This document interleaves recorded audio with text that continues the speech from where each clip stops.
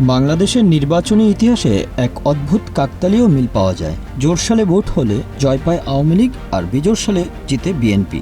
এই রাজনৈতিক গণিত মাথায় রেখেই 2025 সালের মধ্যে জাতীয় নির্বাচন চেয়েছিল দলটি।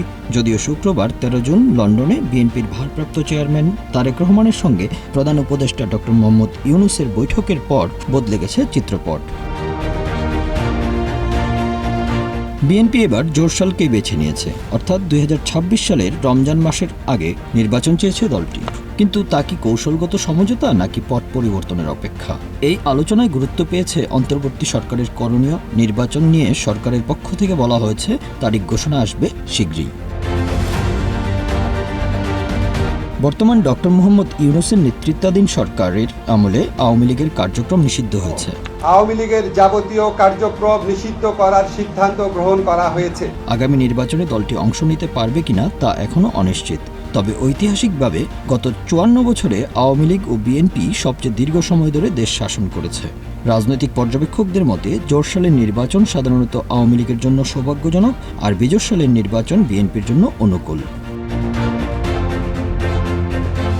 দেশের 12টি জাতীয় নির্বাচনের ফল বিশ্লেষণ করলে দেখা যায় আওয়ামী লীগ সাধারণত জোড় সালে জেতে আর বিএনপি জেতে বিজোড় সালে। যদিও আওয়ামী লীগ প্রথম জাতীয় সংসদ নির্বাচনে বিজয়ী হয়েছিল বিজোড় সালেই 1973 সালের 7 মার্চ। ওই নির্বাচনে বঙ্গবন্ধু শেখ মুজিবুর রহমানের নেতৃত্বাধীন দলটি 300টি আসনের মধ্যে 293টি আসনেই জয়ী হয়। ভোটারদের অংশগ্রহণ ছিল 54.9%। 1975 সালের 15ই আগস্ট বঙ্গবন্ধু হত্যাকাণ্ডের পর দেশের রাজনৈতিক প্রেক্ষাপটে আমূল পরিবর্তন হয়।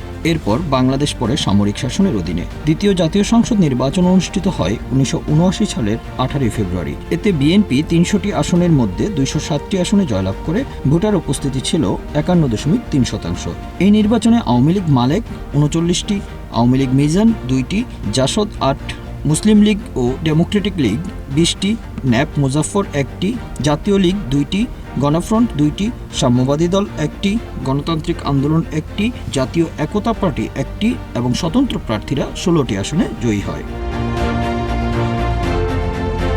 তৃতীয় ও চতুর্থ জাতীয় সংসদ নির্বাচন অনুষ্ঠিত হয় লেফটেন্যান্ট জেনারেল অবসরপ্রাপ্ত হোসেন মোহাম্মদ এরশাদের শাসনামলে। 1986 সালের 7 মে তৃতীয় জাতীয় সংসদ নির্বাচন অনুষ্ঠিত হয়। এতে 1527 জন প্রার্থী প্রতিদ্বন্দ্বিতা করেন। এরশাদের জাতীয় পার্টি 153টি আসনে জয় পায়। ভোটার উপস্থিতির হার ছিল 61.1%। বিএনপি এই নির্বাচন বর্জন করায় একতরফা নির্বাচনে পরিণত হয় এটি। এরশাদ 1988 সালের 3 মার্চ চতুর্থ জাতীয় সংসদ নির্বাচনের আয়োজন করেন গত নির্বাচনের মাত্র 2 বছরের মাথায়। প্রধান সব রাজনৈতিক দলই এই নির্বাচন বর্জন করায় জাতীয় পার্টি এককভাবে অংশ নেয় এবং 251টি আসনে জয়ী হয়। ভোটার উপস্থিতির হার ছিল 52.5%, যা ভোটারদের অনাগ্রহ ও রাজনৈতিক অনিশ্চয়তার প্রতিফলন বলে বিশ্লেষকরা মনে করেন।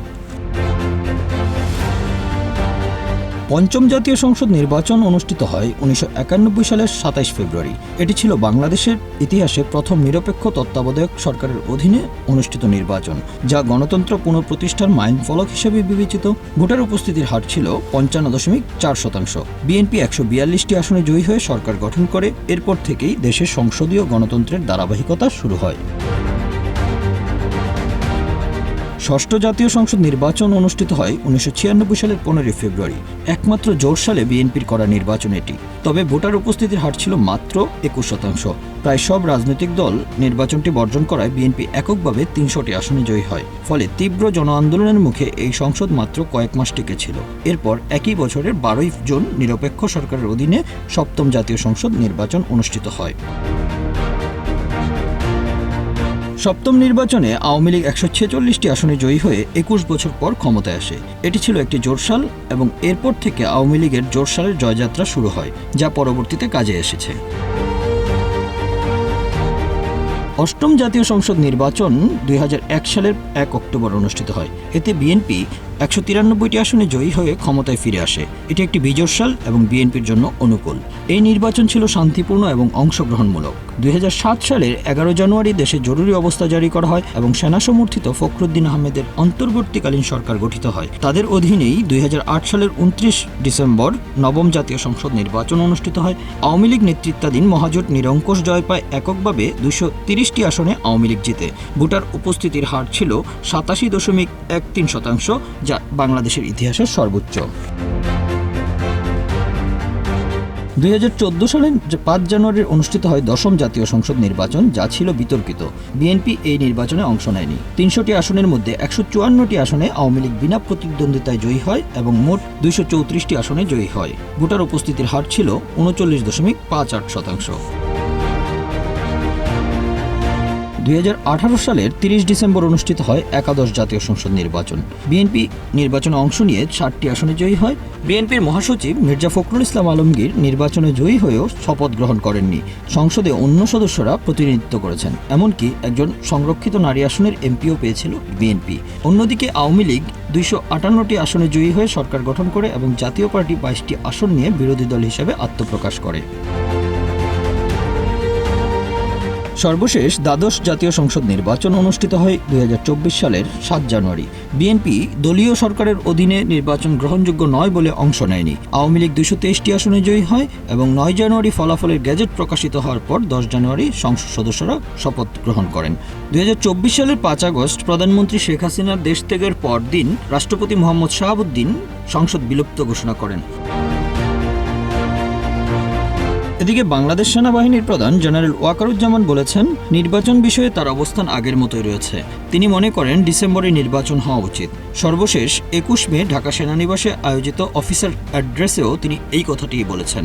এবং সরকার পতনের পর জাতির উদ্দেশ্যে দেওয়া ভাষণে জেনারেল ওয়াকার বলেছিলেন 18 মাসের মধ্যে দেশে নির্বাচনের কথা।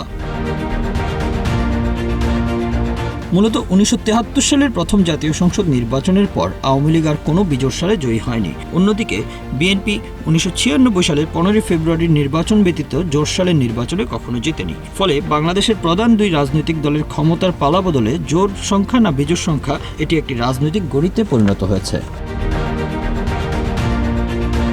Bangla affairs news desk.